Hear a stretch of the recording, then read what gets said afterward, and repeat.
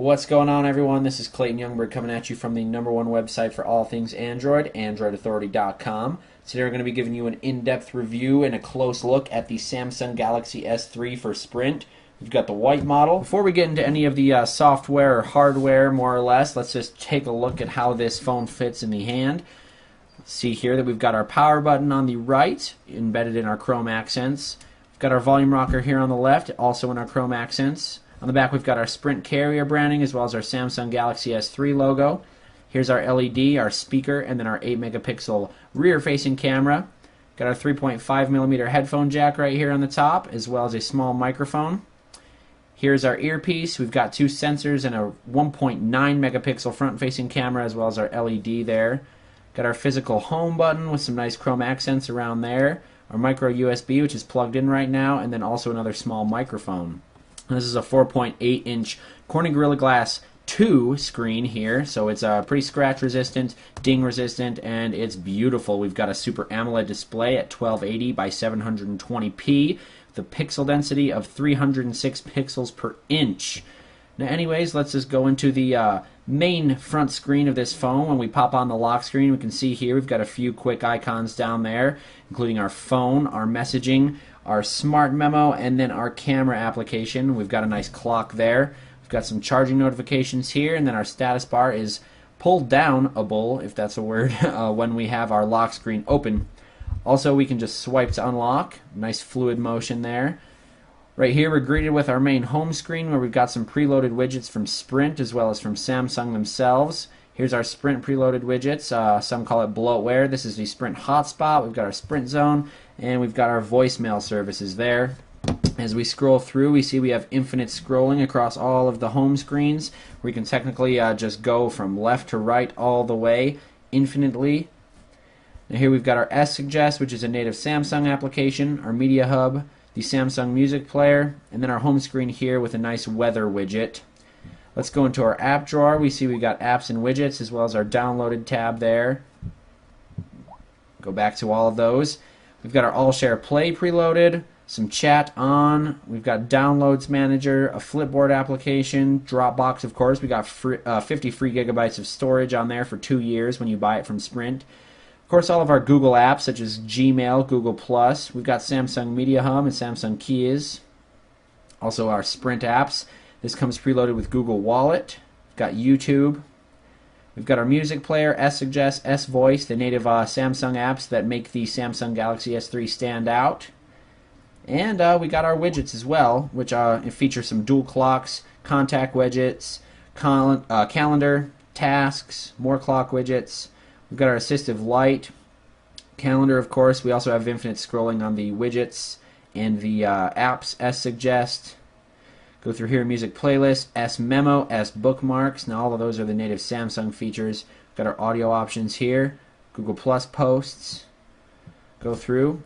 Now how these actually work is you'll grab a widget, and then we can move over to the right or left to an empty home screen. We can set it there, but if we're holding an app, we can bring it down to create folder or create page, or we can also get the app info. But we'll set that there. I haven't set up an account, but as you can see, they're resizable up and down and left and right as well. Makes that really convenient. Allows you to have a nice room on your home screen in case you need more. Anyways, we can pull down our notification bar up here where you see some toggles. We do have a system update available at this point, which will add the brightness slider and a few other things, including a power menu icon and a bunch of stuff like that. But anyways, here's our toggles here. We've got our Wi-Fi, Bluetooth, GPS sound, screen rotation, a bunch of power saving features, airplane mode, sync. This is where we access our full settings menu. We've got Wi-Fi, Bluetooth, data usage, more settings, and under the more settings is where we can enable VPN, NFC, which is a near field communication, as well as Android Beam. You can communicate, send apps, pictures, messages, or web pages via back-to-back Android smartphones that are Android Beam enabled. We can enable S-Beam, which is basically the same thing. We'll go back here. We've got our data usage settings, sound, display, wallpaper. We'll go into our display. This is where we're going to have to choose our brightness. We can choose automatic brightness or actually set brightness. We've got our Smart Stay feature, which actually watches your eyes, as you can see, and whenever you're not looking at the screen, it will attempt to dim the screen or shut it off completely as to save your battery. We have our font style and font size. We'll go ahead and switch up the font just to show you guys. We'll choose the Helvetica S. And now all of our settings and everything is in that. Our entire system is in that font. Anyways, we've got our power saver features, storage, battery, and application manager.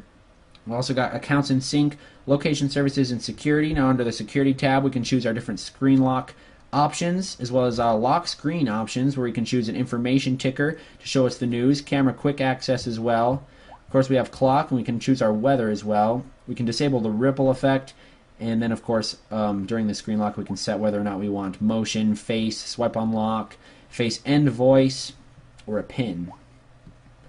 Anyways, we can choose to install unknown sources, which I always do. We can choose device administrators.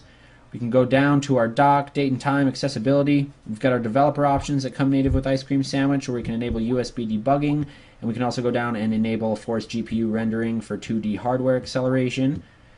Now we can go down to our About Device, where we can see that we're running Android 4.0.4. And we do have our Easter egg on here.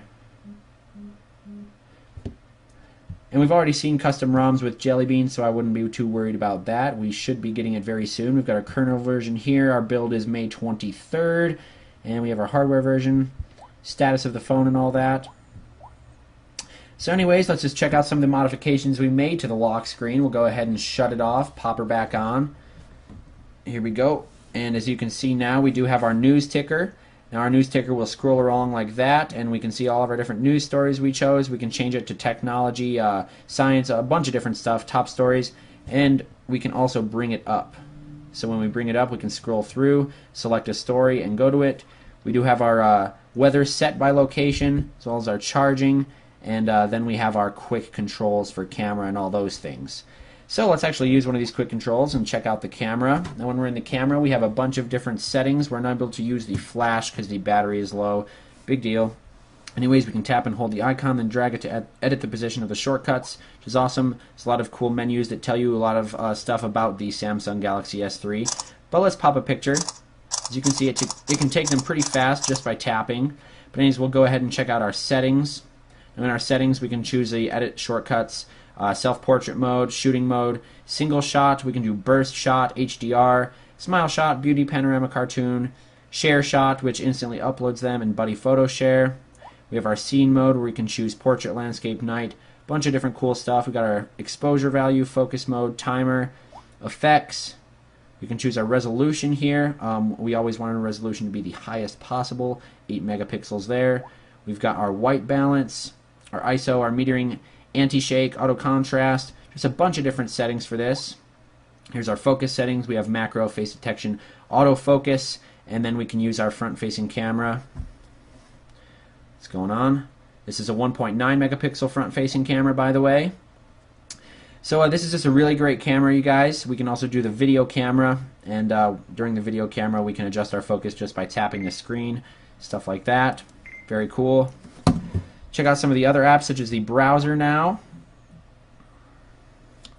So it's going to sign in on my Google account. If you logged in on a Google account, beware, it will sign in with your Google account. You might want to sign out before you browse. Go ahead and click back so it doesn't do that. We're going to go to our Sprint Power Deck, it looks like. Now to change the brightness on our websites, we will go to Brightness and Colors. We will deselect Automatic Brightness, and we can click OK. Anyways, while this is just loading, we can show you some of the options here. We can share the page, new window, of course add bookmark, desktop view, which is awesome because I always like that. This supports Flash, and we're going to see some HTML5 integration as well. It supports that. We can go to our browser settings where we have our labs, where we can enable our quick shortcuts, our quick controls and stuff like that, as well as full screen browsing. Anyways, this is our tab manager. If we add some more like this, we can do that once again even. And we can scroll through just like that. To delete a tab, we just simply press the little minus key up there. And we can add incognito windows so it doesn't track our browsing and search history. This is our refresh button. Here is our bookmarks.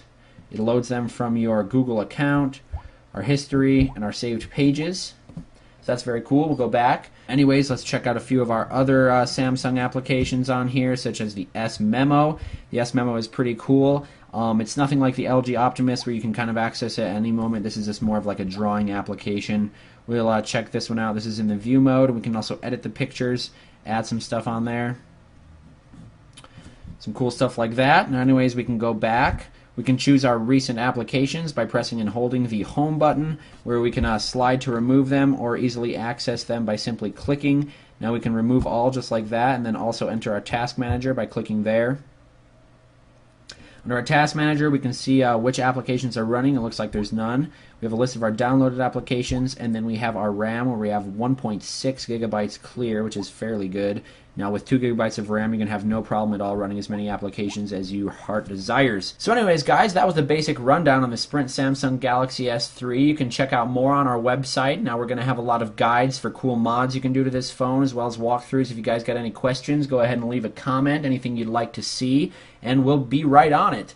Anyways, guys, stay subscribed to our YouTube channel and check our website frequently. We got plenty more where this came from.